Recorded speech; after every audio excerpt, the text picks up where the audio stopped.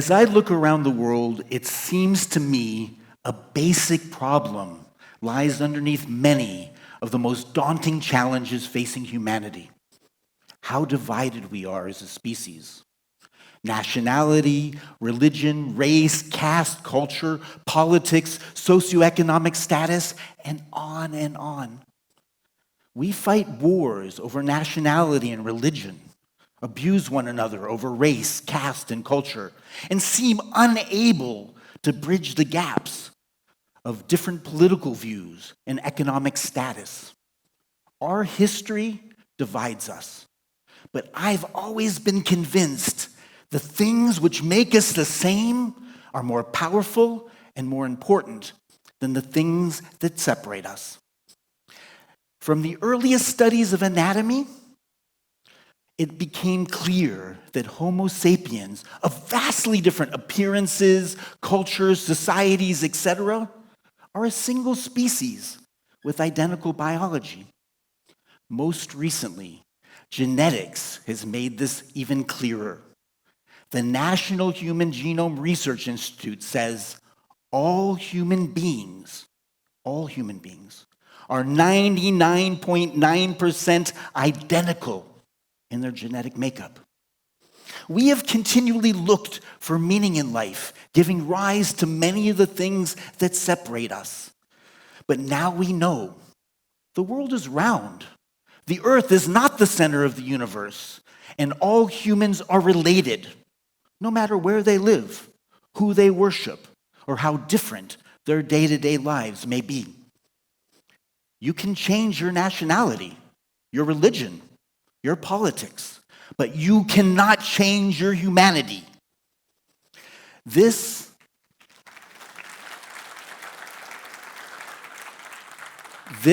has been clear to me. As I've traveled around the world, I've been repeatedly reminded that we humans are very much the same.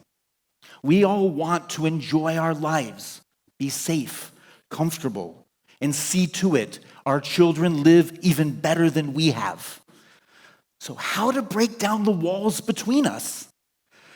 I've always felt powerful bonding experiences can be created, connected to kindness, but not the narrow idea of just doing something for someone, nor charity, which in some ways reinforces the divisions between those who have and have not. Kindness is an attitude, a connection, a way of living, leading me to a simple premise. I believe this type of kindness, performed in public with others, gets to the core of our common humanity and unites us. But how to do that? My solution, my hack, games. But why games? Games are a powerful part of all cultures, as play is key to our development physically, emotionally, and intellectually.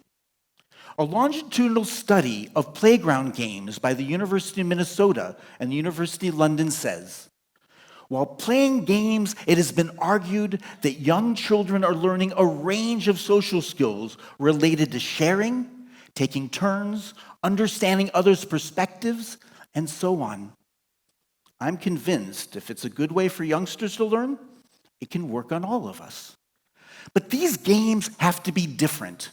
The kindness I'm thinking about is, for me, embodied in cooperative and collaborative experiences. And that has to be key, the center of the gameplay. Now, games and sports played by individuals are pure competition, though most team games have elements of cooperation and collaboration. Yet I believe there's another level we can add to make games which can truly change the world. Here, I'm going to talk about the first ideas that gave birth to my first attempts to gamify kindness, and use those games as examples, which I hope is going to inspire others to find innovative ways to empower players.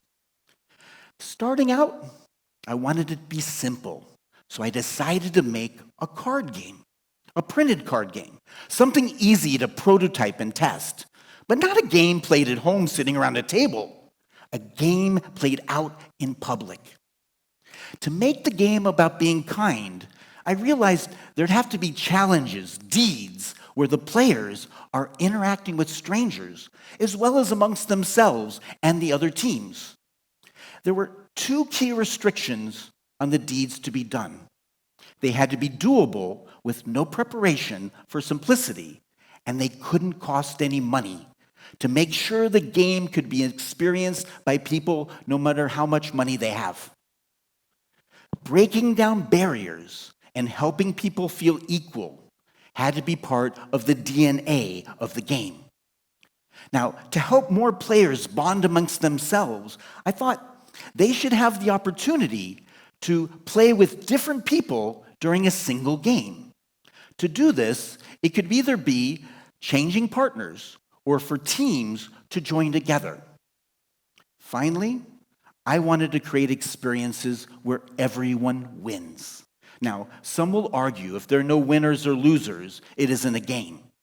Jesse Schell, in his book, The Art of Game Design, says a game is a problem-solving activity approached with a playful attitude. Now, I've read quite a few books about games, and despite this common misconception, there are games that aren't about competing and winning. And I'm convinced when a game ends with everybody winning, it can complete a very powerful bonding experience. Now, my project is called Planet Earthlings. It's space-themed with galaxies, planets, aliens, and there are quite a few reasons for this, but the most important one is a funny thing which occurred to me many years ago. If aliens come to Earth, they won't see me as an American and you as an Indian or someone else from another part of the world. We all would be Earthlings. So, Earthlings, come with me.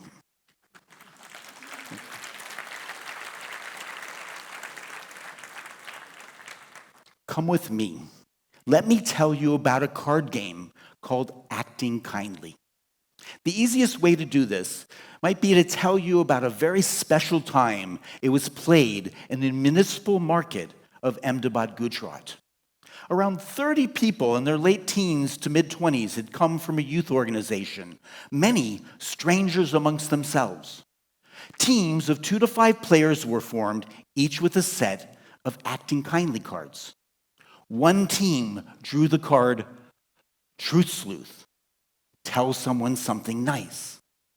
I watched as 3 young men approached a woman who was digging a ditch in the middle of the market. At first, she looked disturbed, even a bit shocked to be interrupted.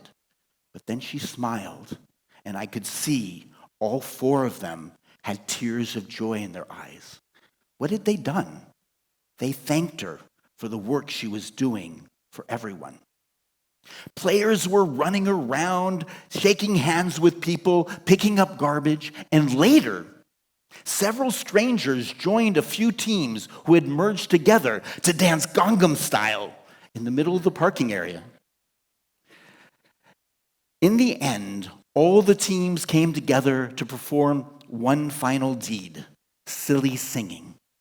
As they stood on the sidewalk looking at the road, it was easy to see that a group of adults singing the ABC song in public was truly an act of kindness as the crowd looked on in delight.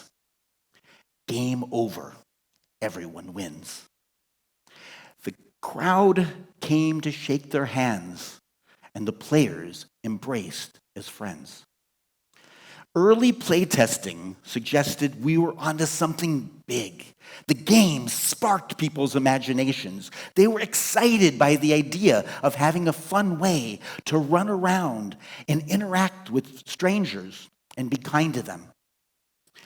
But I realized there was a real challenge. There was a real challenge with the game. The game takes a lot of effort to organize and play.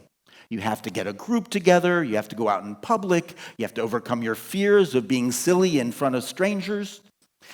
It takes a lot of dedication. Now, I have fantasies of the game becoming popular and replacing frivolous fads like planking or car surfing, but I decided to create a new version of the game, which would be easier to play and benefit my favorite people, kids.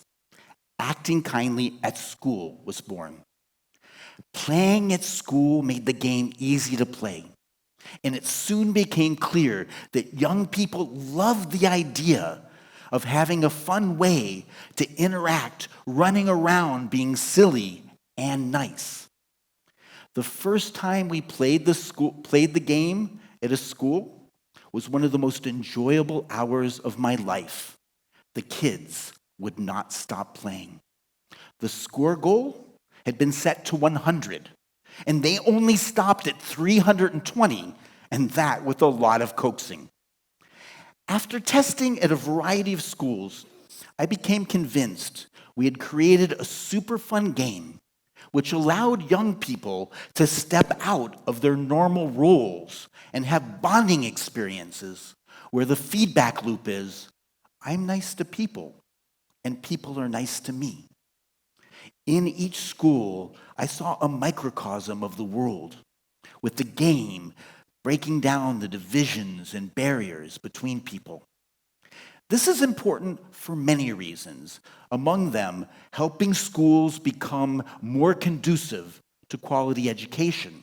And part of that was realizing the game could be an antidote for bullying and even school violence. Now,